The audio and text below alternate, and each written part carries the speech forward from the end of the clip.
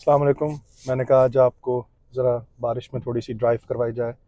आप यहाँ देखें कि यहाँ आज पूरा दिन हमारे पास बारिश हो रही है। अभी मैं आपको रोड्स की हालात भी दिखाऊंगा। ना कहीं हमारे पास पानी खड़ा होता है, ना कहीं ज़िंदगी मफलूज होती है। अल्लाह पाक के करम से हर चीज़ आराम से चलती है। बारिशों से कभी किसी को डर नहीं लगता, अनलेस के फ्लडिंग बहुत बड़े लेवल पर ना हो। जैसे कि आपने शायद ख़बरें सुनी होंगी, अभी कैलिफोर्निया के अंदर कुछ इलाक़ों में बहुत ज़्यादा फ्लडिंग हुई है। तो वो तो एक जिसे कहना चाहिए कैटास्ट्रोफिक इवेंट था, बल्कि है जिससे इनकी जो एजेंसीज़ हैं, जितनी डिज़ास्टर को मॉनिटर करने वाली और लोगों को इमदाद पहुंचाने वाली, वो वहाँ पहुंच भी गई हैं। लोगों को इवैक्यूएट भी करवा लिया है। प्लस हमारे यहाँ ये भी है कि भाई जब लोगों को इवैक्यूएशन का कहा जाता है तो लोग इवैक्यूएट कर लेते हैं, वो बहस नहीं करते, ज़िद नहीं करते। तो बहुत सारी बातें अभी आप देखते जाइए। मेरे लेफ़्ट साइड की तरफ मैंने कैमरे का एंगल ऐसा रखा है कि आपको बाहर दिखता जाएगा कि क्या हो रहा है।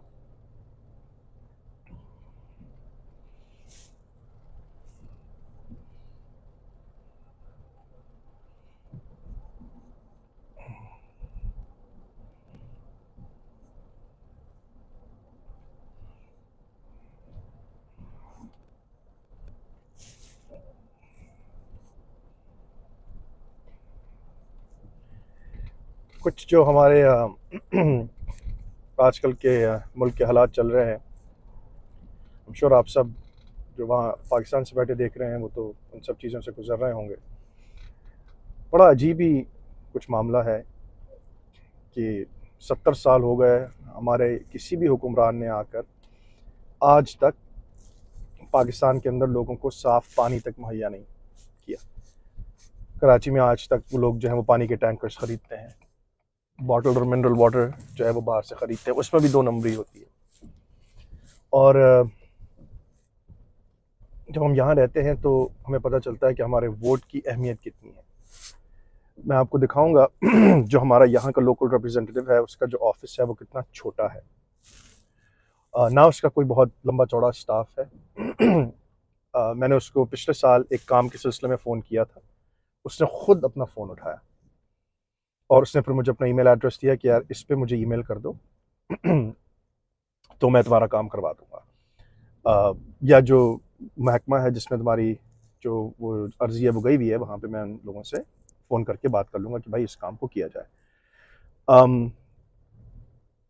3 दिन के बाद उसका मेरे पास खुद ही फ़ोन आया, जब तक बाय द वे वो काम हो चुका था। उसने मुझे खुद ही फ़ोन किया, उसने कहा हामिद मैं आपसे बात करना चाह रहा था कि भाई आपने वो दिया था, मैंने उन लोगों को पहुँचा दिया है और वो 2 दिन के अंदर अंदर तक काम आपका कर देंगे। मैंने कहा नहीं सर वो वैसे ही हो गया था, आपका बहुत शुक्रिया।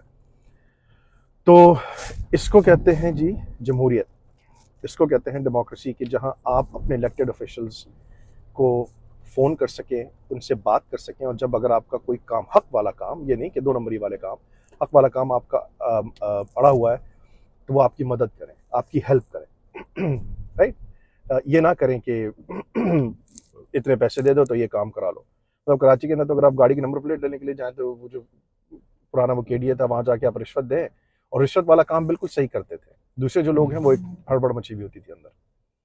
तो गाड़ी की नंबर प्लेट के लिए यहाँ आप उस काम के लिए सोच भी नहीं सकते कि रिश्वत देनी पड़े। आपका एक स्टैंडर्ड प्रोसीजर है, आप जाएँ, दरख्वास्त दें, काम कराएँ और आपका काम हो जाता है। किसी भी चीज़ के लिए आपको यहाँ रुकना नहीं पड़ता। बहुत सारी चीज़ें तो सर्विसेज सारी ऑनलाइन हो गई हैं। मगर अब क्या कर सकते हैं। और उसके ऊपर से फिर आजकल जो आप देख रहे हैं कि जिस किस्म के पॉलिटिशियंस हैं, रहते वो लंदन में हैं, रहते दुबई में हैं, दूसरी तरह के ममालिक के अंदर हैं, और घर और बातें जो है वो बैठ के फिर वो पाकिस्तान की करते हैं। जितना पैसा था आपका वो आपका सब लूट कर ले गए, ख़त्म हो गया। और अब उसके बाद कहते हैं कि जी हमें इक़्तिदार में लाया जाए। और एक चीज़ जो मैं तो बैठ के बिल्कुल साफ तरीके से कहता हूँ, क्योंकि डर वर मुझे है नहीं किसी चीज़ का, जिसको आप लोग इस्टेब्लिशमेंट कहते रहते हैं, वो इस्टेब्लिशमेंट नहीं, वो पाकिस्तान की फ़ौज है। आपकी जो पाकिस्तान की फ़ौज है वो करप्ट ऑर्गेनाइजेशन है। लैंड ग्रैबिंग माफिया है बेसिकली, उनका और कोई काम नहीं है। कितनी जंगें लड़ी हैं, कितने लोगों से वो आपको महफूज रख सकते हैं। सबसे छोटी फौज, सिर्फ एक चीज़ है आपके पास, तुर्रा इम्तियाज़, के आपके पास जो है वो न्यूक्लियर वेपन है, दैट्स इट। बाकी क्या आपके पास? कुछ भी नहीं। फौजियों की मुराद देखी है आपने? फ़ौजियों की गाड़ियाँ देखी। आपको वाक़या बताता हूँ, मैं एक ज़माने में कराची में जब रहा करता था तो ए लेवल्स का एग्ज़ाम था मेरा।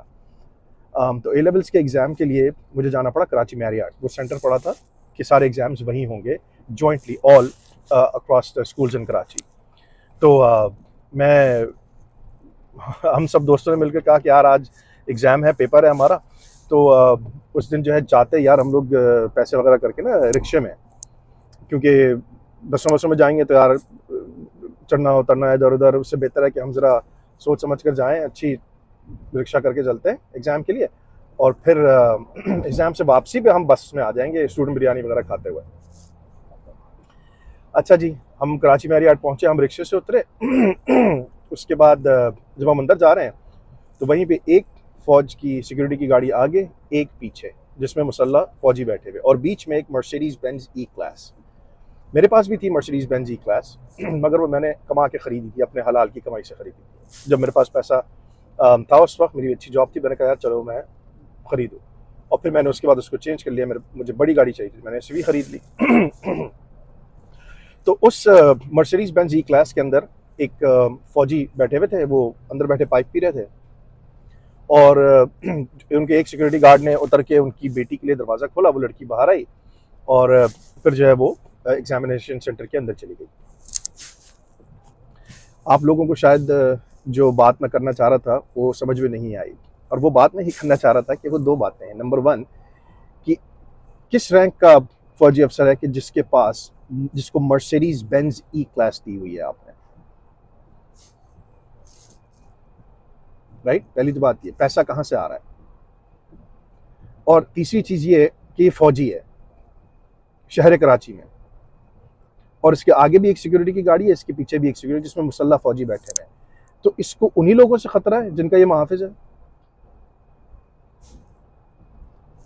इनको उन्हीं लोगों से खतरा है जिनका ये मुहाफिज है। चलिए अब एक और आपको कहानी बताता हूँ। अभी पिछले मेरे ख्याल से 3-4 महीने पहले की बात है, मैं एक एयरपोर्ट से ट्रांसिट कर रहा था, आई थिंक शिकागो का एयरपोर्ट था, वहाँ से मैं वापस आ रहा था घर। आई थिंक मैं कोलोराडो में था, कोलोराडो से वापस आ रहा था थ्रू शिकागो। तो शिकागो के एयरपोर्ट के बाद मेरी फ्लाइट डिले हो गई by a couple of hours. तो मैंने कहा चलो यार, सामने रेस्टोरेंट है, यहाँ बैठ के मैं ज़रा कुछ खा पी लेता हूँ। तो मैं वहाँ जाके बैठा, मेरे बगल में आके एक शख्स बैठा जो आर्मी फटीग्स में था, आर्मी के यूनिफॉर्म में था। तो छोटा सा उसके हाथ में बस्ता, उसने बस्ता जो है वो नीचे रख दिया साइड में, मुझे हाय कहा, और अपना खाना पीना जो कुछ उसको मंगवाना था वो खा पी के अपने फ़ोन के ऊपर मगन हो गया। तो जैसा कि यहाँ पे दस्तूर है कि जब आप किसी फौजी, पुलिस ऑफिसर या फर्स्ट रिस्पॉन्डर से अगर आप मिलते हैं तो आप हमेशा उनका शुक्रिया अदा करते हैं, और आप कहते हैं thank you for your service. तो मैं उसके साथ ही बैठा हुआ था, मैं बातूनी टाइप का आदमी, मैंने उसकी तरफ हाथ बढ़ाया, मैंने कहा sir thank you for your service. तो बड़ा खुश हुआ, मुझे जवाब दिया, और फिर मेरी उससे बातचीत होने लगी। अब ये देखिए, अकेला बैठा हुआ है बेचारा, मामूली से उसके कपड़े, कोई इसके इर्द गिर्द सिक्योरिटी नहीं है, कोई कुछ नहीं है, अकेला बिल्कुल निहत्था एयरपोर्ट के ऊपर। तो मैंने उससे पूछा, मैंने कहा कि मैंने एक दो निशानात देखे तो उसमें पता चला कि वो सर्व करके आया हुआ है एक दो जगहों के ऊपर। तो मैंने उससे ऐसे पूछा, मैंने कहा यार आपका रैंक क्या है? तो उसने मुझे बताया कि मेरा रैंक कर्नल का रैंक है।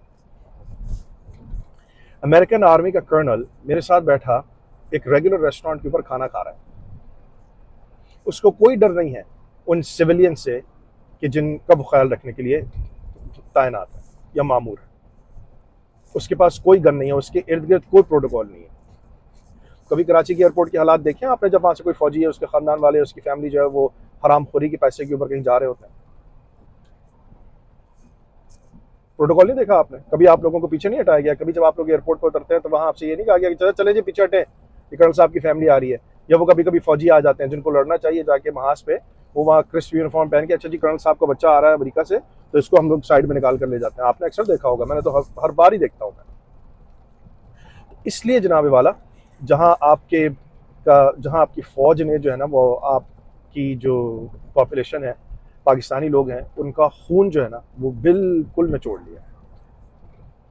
तो आप कहते हैं कि भाई ये नवाज शरीफ ने ये जो पैसा लूटा, और ये जो सारा हरामखोरी की इसने, इसकी बेटी ने, शहबाज शरीफ ने, ये मुल्ला डीजल ने, आसिफ जरदारी ने, उसके बेटों ने, ये किन की शह पे की? ऐसी कर दी बस? नहीं, इनको आपकी फ़ौज की शाह थी तो इन्होंने ये सारे काम किए। इन्होंने खुद भी खाया, फ़ौज को भी खिलाया। देख लीजिए मुल्क का हाल क्या है, राइट।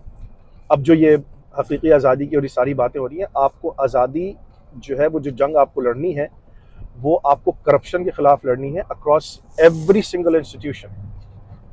और आपके यहाँ करप्शन हर इंस्टीट्यूशन में है।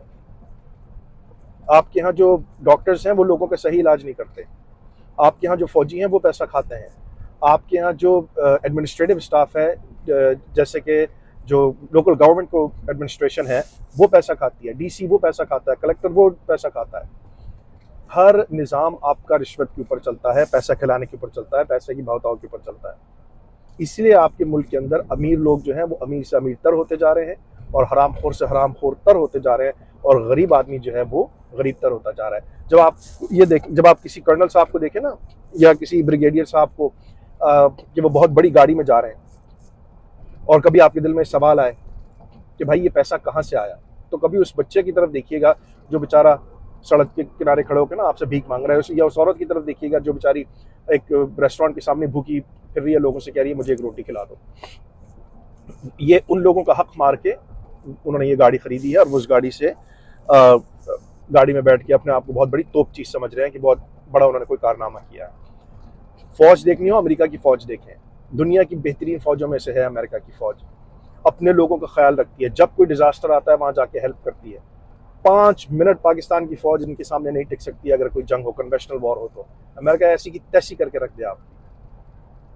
और यहाँ जब कोई आप किसी भी एयरपोर्ट पे इधर उधर जाएं, आर्मी वाले बेचारे रेगुलर लोगों के साथ बैठे होते हैं, रेगुलर तरीके से बात कर रहे होते हैं, रेगुलर खाना खा रहे होते हैं। कभी उनमें के अंदर कोई अकड़ नहीं देखी मैंने, कभी उनमें मैंने कोई बदतमीजी नहीं देखी। बहरहाल क्या करें, हमारे मुल्क का अलमिया है कि 70 साल से इसको ना अच्छे हुक्मरान मिले, ना अच्छी फौज मिली, ना अच्छे लोग मिले। पूरा का पूरा जो निज़ाम है वो बिल्कुल सड़ चुका है, ख़त्म हो चुका है। क्या करें, चलें, मेरे ख्याल से आज के लिए इतनी भड़ास काफ़ी है। फिर किसी वीडियो में इंशाल्लाह मिलते हैं आप सबसे।